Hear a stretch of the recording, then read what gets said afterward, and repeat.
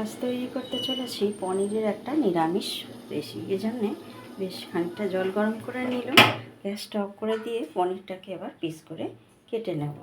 এখানে আমার 250 গ্রামের মতো পনির আছে, তো সেই অনুযায়ী আমি পিস করে নেব।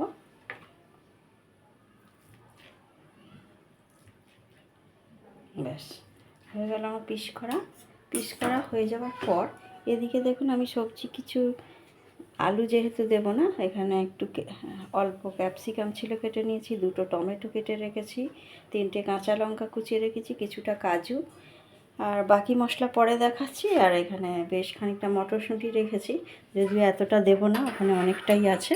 এবার যেটা করব, পনিরগুলোকে আমি গরম জলে ফেলে রাখবো ভিজিয়ে রাখার জন্য। যেহেতু পনিরগুলো আমি ভাজবো না, সেহেতু আমি পনিরগুলোকে গরম জলে ফেলে রাখবো। প্রথমেই যেটা করেছি, আমি একটু কড়াইতে বাটা দিয়ে নিয়েছি। জ্বালার সাথে সাথেই বাটারটা গলতে শুরু করে দিয়েছি।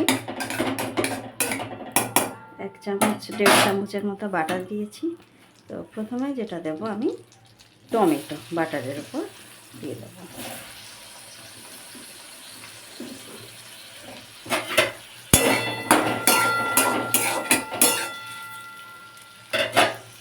ছোট ছোট কুচি নিয়েছি, আপনারা বড় করেও কোচাতে পারেন। এবার এর মধ্যেই কাজুগুলোকে আমি দিয়ে দেবো।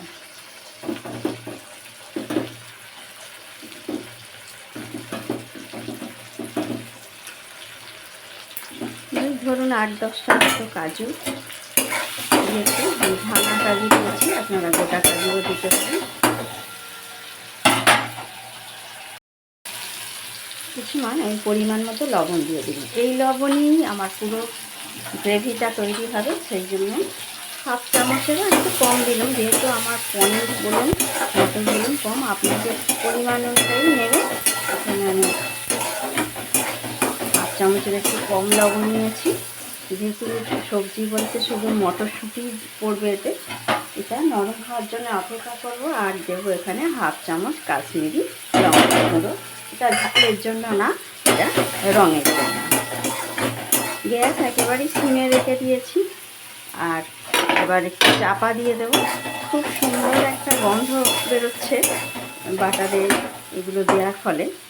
টমেটোটা এখনই নরম হয়ে যাবে, হয়ে গেলে আমি ঠান্ডা করে পেস্ট করে নেব। আমার কত সুন্দর টমেটো একেবারে গলে গেছে, এখানেই পেস্ট হয়ে গেছে, কিন্তু কাজুটাও এর সাথে পেস্ট করে নেব বলে তাই জন্য। এবার বলতে পারেন কাঁচা টমেটো আর কাজু তো একসাথে মিক্সিতে পেস্ট করেই নেওয়া যায়। হ্যাঁ, নেওয়া যায়, কিন্তু এইটা করে দিলে একটা সুন্দর যেমন গন্ধ বেরোয়, তেমন স্বাদটাও বেড়ে যায়, আর কাঁচা থাকে না টমেটোটা যেহেতু পাকিয়ে নিলাম, অর্থাৎ রান্না করে নিলাম, এর ফলে স্বাদটা আরও বেড়ে যাবে। এবার গ্যাস অফ করে দিলাম, এটাকে ঠান্ডা করে নিয়ে মিক্সিতে পেস্ট করে চলে আসছি। মূল প্রিপারেশনে চলে যাব। এখানে টমেটোটা বেটে নিয়েছি, টমেটো আর কাজু যেটা বাটারে ভেজে রেখেছিলাম বা নরম করার জন্য, সেদ্ধ করার জন্য। তো যেমন দেখতেই পাচ্ছেন কতটা ক্রিমি টেক্সচার হয়েছে। তেলটা আমার গরম হয়ে গেছে, দিয়ে দেবো ফোড়ন, জিরে 1/2 চামচ আর একটা তেজপাতা, এছাড়া আর কিছু না। আচ্ছা, আপনারা যদি পেঁয়াজ রসুন দিতে চান তাহলে কিন্তু এখানে পেঁয়াজ কুচি দিয়ে দিতে পারেন।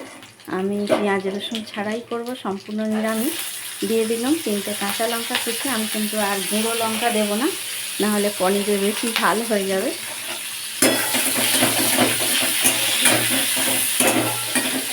আর পনিরটা ভাজবো না বলেই গরম জলে ভিজিয়ে রেখেছি, আর স্কিপ হয়ে গেছে, 1 চিমটে লবণও এতে দিয়ে রেখেছি।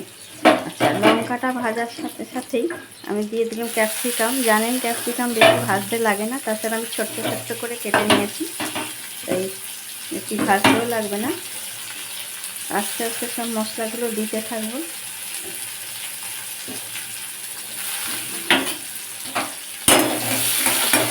নাড়াচাড়া করে নিলাম।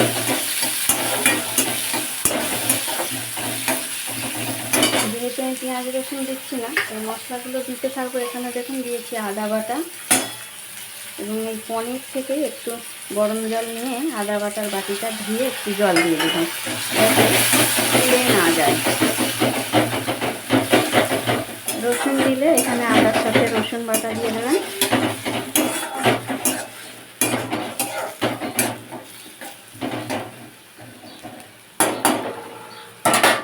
এবার দেব, যে আমি তো লঙ্কা গুঁড়ো দেবো না বলেছি, কাশ্মীরি লঙ্কা গুঁড়ো দিয়েছিলাম, দেখেছেন টমেটোর সাথে, ওতেই ভালো রং আসবে। এখানে দিচ্ছি হলুদ গুঁড়ো, জিরে গুঁড়ো 1/2 চামচ, আর ধনে গুঁড়ো ছোটো চামচের 1 চামচ।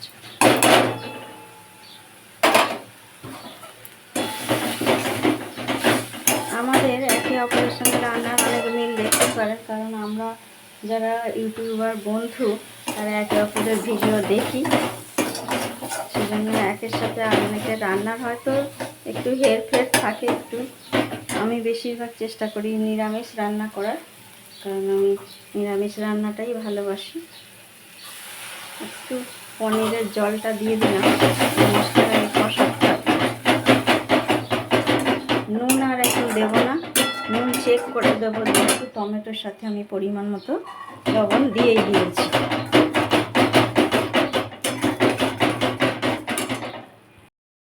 এবার দিয়ে দেব বেশ খানিকটা মটর।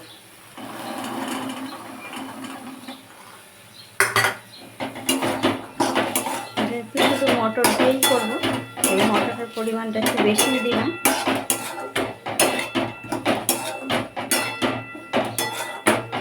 আমার 400 গ্রাম মটর ছাড়ানো ছিল, ধরুন 250 গ্রামের মতো দিয়ে দিয়েছি।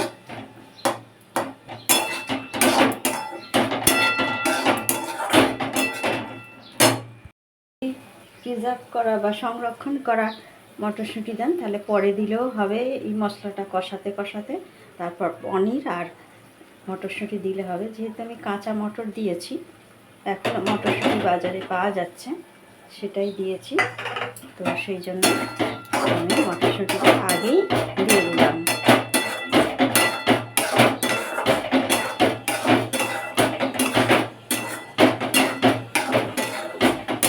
এটাকে বলতে পারেন বাটার পনির, এটাকে বলতে পারেন মটর পনির।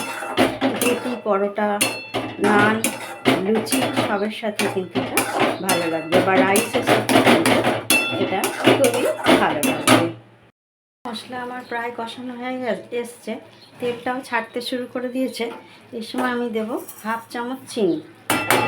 পনিরে একটু চিনি দিতে লাগে, বিশেষ করে নিরামিষ করলে, তাতে স্বাদটাও ভালো হবে। আর টমেটো দিয়েছি। আরও একটা জিনিস দেব, দেখুন আমি এখানে গ্যাসটাকে একেবারেই অফ করে দিয়েছি। আপনারা সিমে রাখতেও পারেন, কারণ বুঝেই গেছেন এতক্ষণে টক দই দেব। এখানে 2 টেবিল চামচ টক দই আমি ফেটিয়ে রেখেছিলাম, সেটা দিয়ে দিলাম। দিয়ে আগে মিশিয়ে নেব, যাতে এর সাথে কেটে না যায়। দেখতেই পারলেন কত সুন্দরভাবে মিশে গেল আমার। এবারে গ্যাসটাকে আমি তেলে দেবো। এই যে চিনিটা দিয়েছি, টমেটো দিয়েছি, দই দিয়েছি, যেন স্বাদটা ব্যালেন্স হয়। আচ্ছা, আরও একটা জিনিস স্কিপ হয়ে গেছে আমার।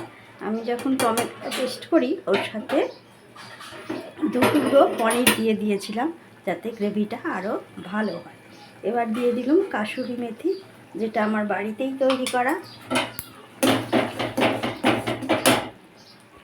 কাসুরি মেথিটা মিশিয়ে নিয়ে মিক্সি ধোয়া জলটা দিয়ে দিলাম, যে টমেটো পেস্ট করেছিলাম তার মিক্সিটা ধুয়ে রেখেছিলাম, সেই জলটাও দিয়ে দিলাম।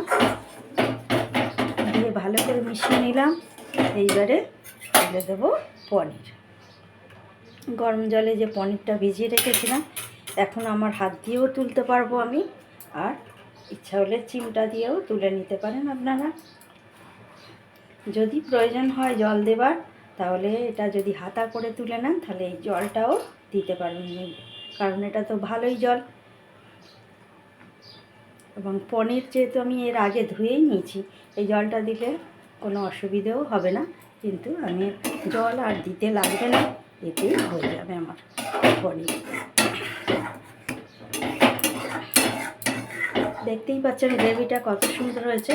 তাই বলি, ভাত, রুটি, পরোটা, নান অথবা রাইস সবার সাথে কিন্তু এই পনিরটা ভীষণ সুন্দর হয়, খেতে এবং ভীষণ সুন্দর যায়।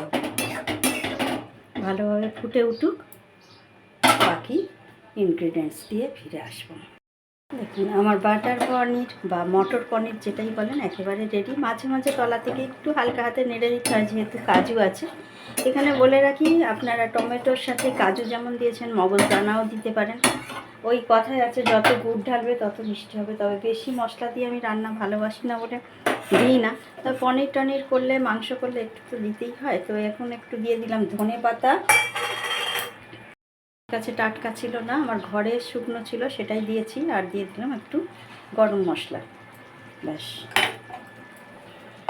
এইখানে বলে রাখি, আপনাদের কাছে যদি ফ্রেশ ক্রিম থাকে তাহলে ফ্রেশ ক্রিম দিতে পারেন, বা ঘরের যদি দুধের শর্ট থাকে সেটাও দিতে পারেন। আমার কাছে এখন কোনোটাই নেই, তাই আমি দেব না। এটাতেই আমার খুব সুন্দর হয়েছে পনির। আমি নুন ঝালও টেস্ট করে দেখে নিয়েছি। তো এবার আমি নামিয়ে নেব। এর থেকে বেশি রাখলে তলায় ধরে যাবে, বা আরও ঠান্ডা হলে আরও ঘন হয়ে যাবে, তাই আমি নামিয়ে নিলাম। আর বলতেই পারেন, এটা যদি বাটার পনির হয়ে থাকে তাহলে আর তো বাটার দিলেন না সেই টমেটোর সাথে, এইবার দেব নাম। বাটার আমি ফ্রিজ থেকে বার করে রাখার ফলে অলরেডি আমার একটু নরম হয়ে গেছে, সেটাই ওপর থেকে দিয়ে দিলাম।